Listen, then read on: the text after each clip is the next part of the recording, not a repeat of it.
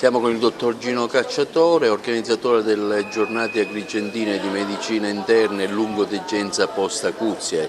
Il secondo appuntamento questa sera.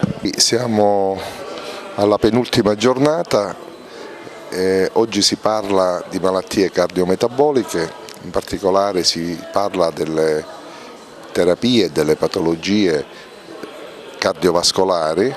Abbiamo illustrissimi universitari ma anche professionisti che si occupano del settore e si è parlato degli anticoagulanti orali. La relazione è fatta dal dottore Caramanno, si è parlato anche di terapia per il colesterolo che è stata fatta dal professore Verga, è stata veramente una bellissima lezione, e si è parlato anche delle patologie a carico della malnutrizione. La malnutrizione è una malattia che colpisce soggetti fragili, complessi, che si vedono nei reparti ormai, in tutti i reparti ormai degli ospedali italiani.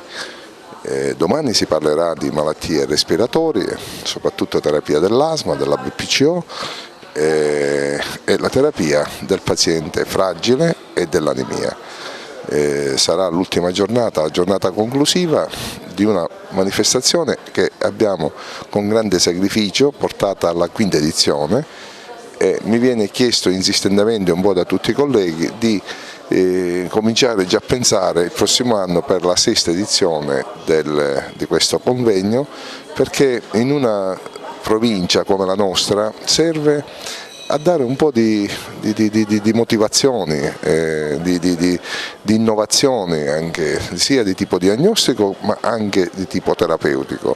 Ai colleghi medici serve un po' a tutti per confrontare idee e vederci anche.